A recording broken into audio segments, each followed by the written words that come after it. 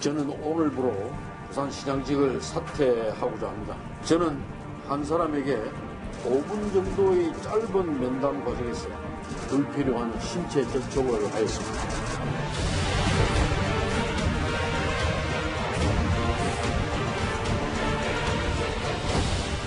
우리 기관이 있는 모양인데 전혀 가짜 뉴스라는 것을 다시 한 번 더 분명히 말씀드리고 민형사직으로 다 지금 고소해 나왔기 때문에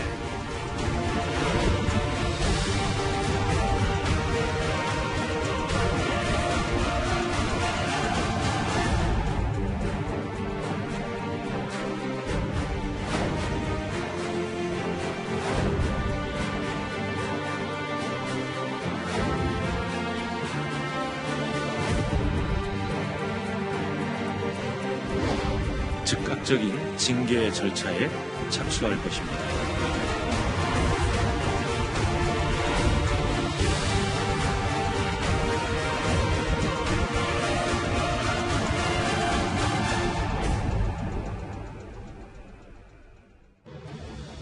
예, 깜짝 놀라신 분들 참 많으실 겁니다.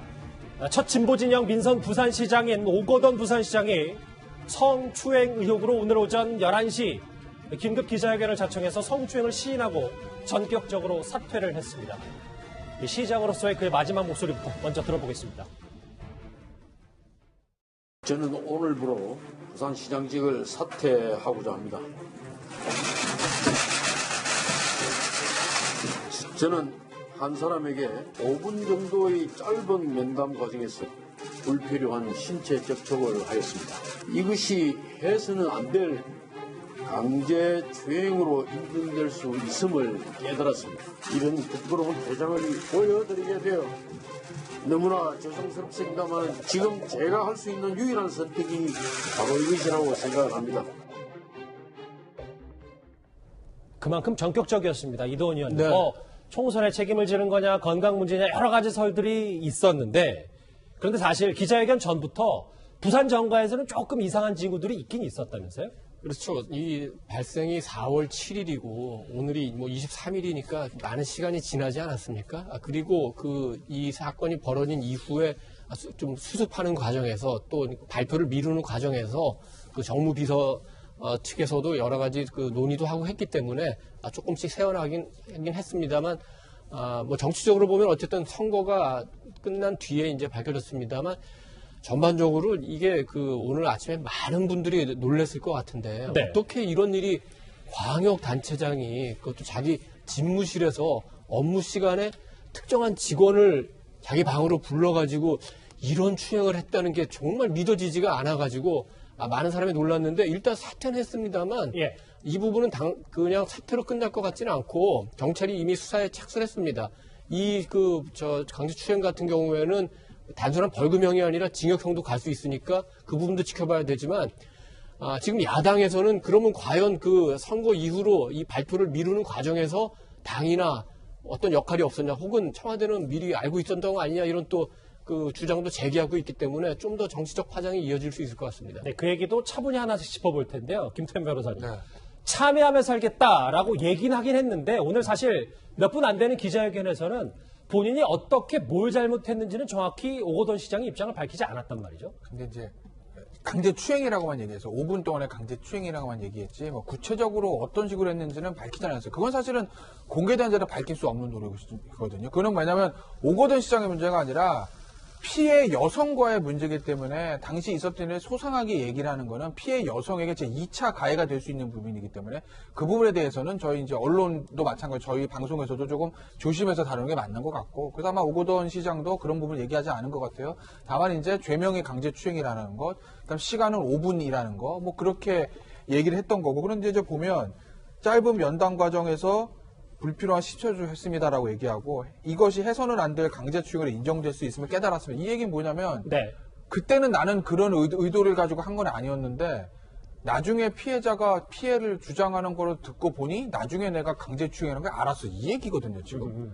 그러니까 뭐 본인의 죄를 부인하는 건 아닌데 그 당시에는 의도를 가지고 한 것이 아니다라고 해서 나중에 수사나 재판 받을 때 형량을 좀 낮춰보려는 생각들이 깔려 있는 것 같아요. 오늘 기자회견 발언 속에. 네, 왜냐하면 제가 한 여성에게 몹쓸 저질렀습니다. 죄송합니다. 이게 아니고 예. 보시면 불필요한 면담 과정에서 그러니까 면담 과정이라는 얘기를 하잖아요.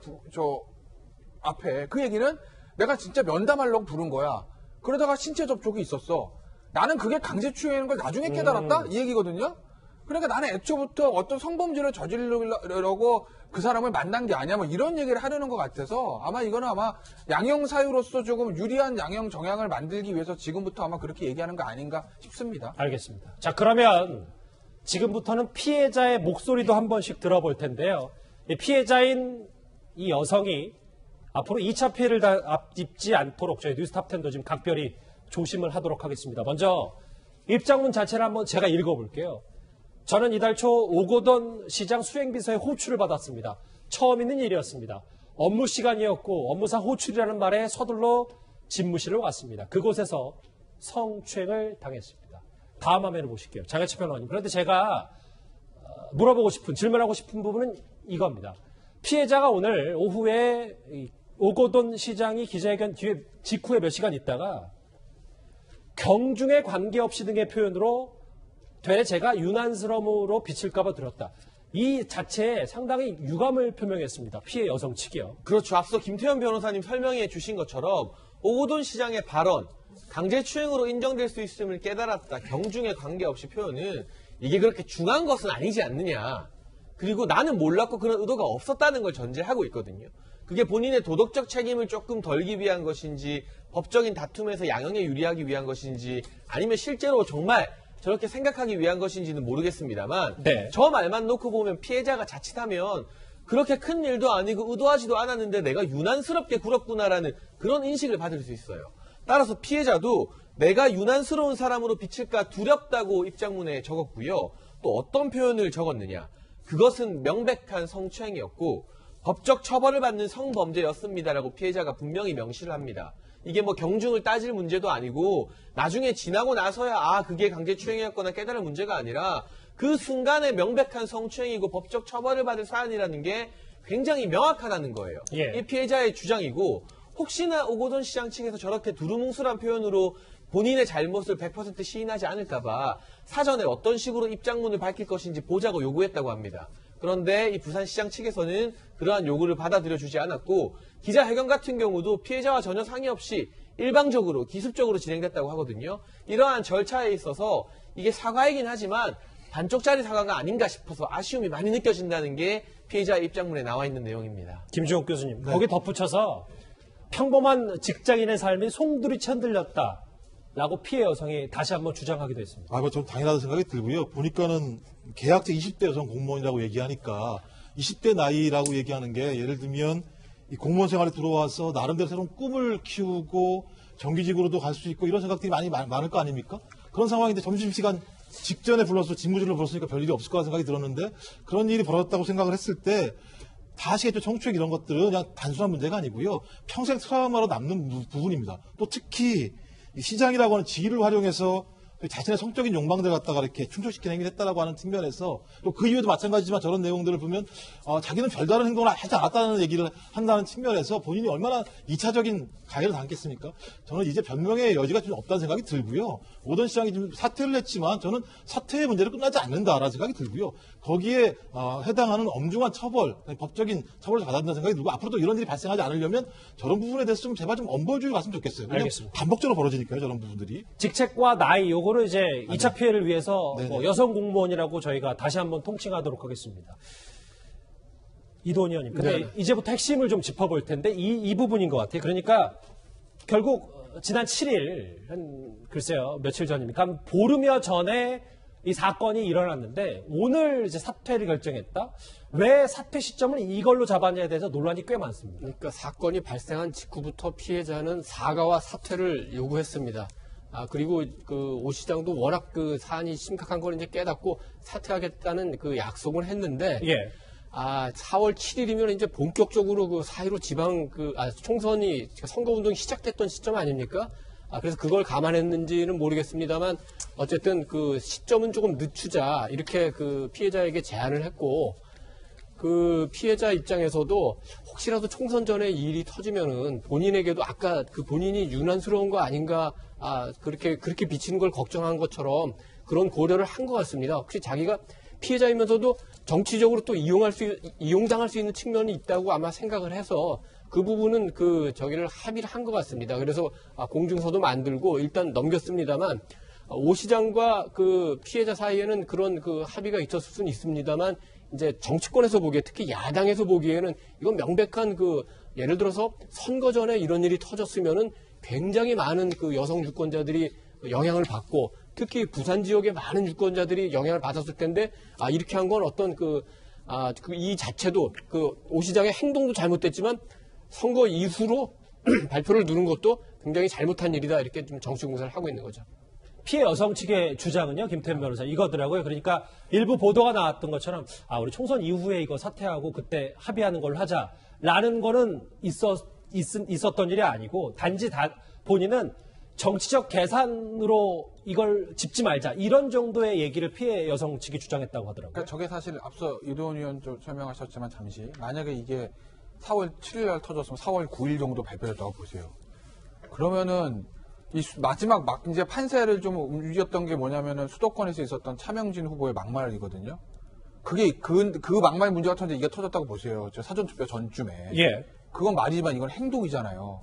어마어마한 거죠, 사실. 부산에 아마 미래통합당의 3석을 아마 세석 정도로 민주당이 이긴 걸로 기억하는데, 그 3석뿐만 아니라 수도권 격정지에서 승부가 어떻게 될지가 알 수 없는 것이거든요. 현역 광역단체장의 성범죄이기 때문에. 네. 그래서 총선의 마지막 변수가 될 수도 있었고, 아마 이게 아마 총선 전에 터졌다면 미래통합당이 아마 최소 몇 석은 더 건졌을 겁니다. 그런데 이런 게 있어요. 그러니까 지금 피해 여성 말씀하시는 거 보면 정치적 계산과도 저는 무관함을 밝힙니다인데, 제가 만약에 피해 여성 변호사였다면 이걸 어떻게 했을까? 이 사퇴 시점을. 그렇네요. 저도 총선 이후에 하라고 그랬을 거예요. 왜? 그러니까 뭐 정치적인 그 피해 여성도 그렇고 뭐 다들 뭐 어디를 지지하고는 있겠습니다만, 네. 중요한 건 그 피해 여성의 의도가 공격받지 않는 것이거든요. 그렇네요. 그러면 예를 들어서 총선 사전 투표 전날, 그 전주 목요일쯤에 딱 이걸 발표했다고 합시다. 그럼 분명히 야, 이거 왜 갑자기 이 시점에 이러는 거야? 이거 혹시 다른 의도가 있는 거 아니야? 그 피해 여성 도대체 뭘 원하는 거야? 뭐 이러면서 피해 여성이 누구냐부터 신사가 어떠냐부터 온갖 얘기들이 있었을 거라고요. 왜냐하면 총선판에는 양측 지지자들이 굉장히 민감한 시점이거든요. 당연하죠. 그렇다고 보면 제가 피해 여성 변호사라도 당신이 순수성 의심받지 않고 당신이 살라면 이건 총선 이후에 발표하는 것이 옳다라고 저도 그렇게 했을 거예요. 그렇기 때문에 야당이 조금 이 부분에 대해서 억울하게 생각하는 건 제가 이해는 합니다만, 피해 여성을 위해서라면 총선 이후 이 시점에서 오거돈 시장 사퇴하는 게 저는 맞았다고 봅니다. 그게 좀 현명한 방법이었을 그렇죠? 수 있겠군요. 자, 그러면 작년 10월로 잠깐 되돌아가 볼까요? 오거돈 시장 국감장 발언 하나 듣고 오겠습니다. 나중에 미투 문제가 거론되니까 싸잡아서 고발한 겁니까? 가짜뉴스를 고발했으니까 미투 문제의 당사자는 알긴 아세요? 당사자가 추정되는 데는 있습니다. 서울시로 올라간 기군인 모양인데, 그분하고 그런 미투가 엮일 일이 있습니까? 미투 문제 또한 가짜뉴스를 지금 제기하고 있는 겁니다. 민형사직으로 다 지금 고소해 나왔기 때문에 한번 기다려 보십시다.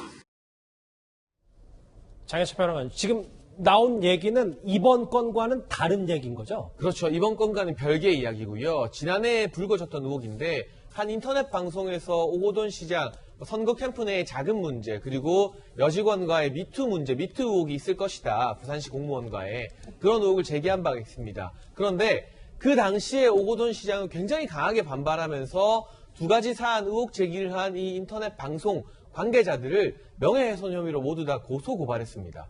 지금 어느 정도 이 고소 고발 건에 대해서 수사가 착수되어서 진행이 되고 있는지는 아직까지 알려지지 않고 있는데요. 이 건과 이번에 오거돈 시장이 사퇴를 밝힌 이 여직원 성추행 건은 별개의 문제입니다만, 사실 과거에 불거졌던 이 미투 의혹이 비교적 국민들의 관심 속에서 좀 잊혀졌던 것 같아요. 재판 결과도 아직 안 나왔고. 그런데 이번에 또 다른 성추행 의혹 관련해서 본인이 시인을 하면서 사퇴를 하게 됐기 때문에, 예. 그렇다면 지난해에 불거졌던 그런 의혹 역시도 혹시라도 사실의 가능성이 조금이라도 생긴 것은 아닌가 하고 관심을 갖고 다시 한번 사건을 들여다보는 그러한 움직임들, 그러한 시선들이 늘어나는 것은 분명해 보입니다. 현재 이렇게 논란의 중심에 서 있는 오거돈 부산시장은 작년에 여성 대회를 열어서 이런 발언도 했었습니다. 들어보실까요? 부산은 여성들께서 끌어나가는 것 같아. 그런 생각이 듭니다. 제가 14년 만에 다시 부산시에 들어왔습니다. 와서 보니까 가장 먼저 눈에 띄는 것이 여성 공무원의 수가 굉장히 많아졌다. 아직도 우리 여성들은 여러 가지 면에서 불평등을 받고 있고 한 점 부인할 수가 없습니다. 여러분들의 목소리가 점점 커지고 있으니까 안 고치고 안 된다. 저런 발언도 있었군요. 김종욱 교수님, 저하고 사진 한번 보실까요? 네. 저희는 오거돈 시장의 지금까지 행동이 다 잘못됐다고 주장하는 게 아니라 네네. 2년 전에 한 회식 자리에서 이렇게 글쎄요, 여성 직원들을 양 옆에 두고 술자리를 하는 모습 자체가 이미 성인지 감성이 무척 낮았던 거 아니냐, 여러 가지 해석들이 벌써 나오고 있습니다. 그러니까 뭐 본인은 그렇게 얘기하지 않을지 모르겠지만 저 사진 때문에 상당히 많은 얘기들이 있었다고 얘기한다면 본인도 저 사실을 다 인지하고 있었던 거 아니겠습니까? 근데 지금 보니까는 저런 많은 논란에도 불구하고 본인이 지금 이렇게 사퇴하는 사태가 벌어졌다고 얘기하면 본인 스스로가 젠더 감수성, 성인지 감수성이 낮다고 볼 수밖에 없는 거고요. 아까도 말씀드렸지만 그러니까 시장이란 지위를 활용했다는 측면, 위계에 의한 것이 상당히 문제가 많다는 생각이 들어요.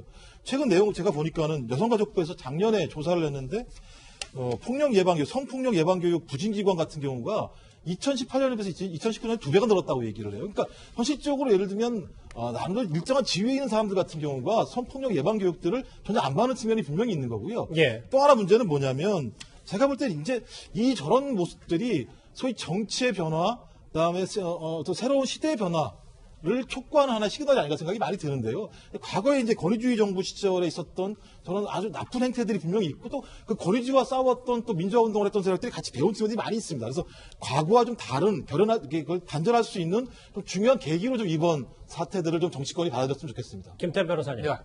오거돈 시장 형사처벌 불가피합니까? 예전에는 이런 범죄들을 친고죄라고 해가지고 합의하고 고소를 취소하면 불기소 처분했거든요. 근데 이제 모든 성범죄가 비친고죄로 바뀌었어요. 그렇기 때문에 이제 이론상은 지금 이 피해 여성분하고 합의를 했는지는 제가 모르겠으나 만약에 합의하고 피해 여성분이 뭐 고소 취소장을 접수한다고 하더라도 이론상은 수사는 계속되고 처벌을 하는 거죠. 이론상은 그렇다는 거죠. 이론상으로는 실제는 사실 조금 다른 경우들도 있어요. 그러니까 일반인 같은 경우에는 합의가 되고 고소 취소하고 뭐 피해자가 피해 진술을 구체적으로 하지 않고 하면 그냥 내사 종결하는 하거나 각하 처분하는 경우들은 많거든요. 근데 이제 이 경우 같은 경우에는 지금 워낙 언론에 다 알려진 사람이고 피의자인 시장 현직이 어쨌든 전 시장이기 때문에 알겠습니다. 그렇기 때문에 이거는 뭐 내사 종결이나 각하 처분 이렇게 할 수는 없고 아마 원칙대로 수사해서 아마 기소하겠죠. 사퇴 기자회견에서 고개를 숙인 오거돈 시장과 오후에 입장문이 나온 피해 여성 얘기를 하나하나 살펴봤습니다. 다음 주제 발칵 뒤집힌 여당 얘기를 해보겠습니다.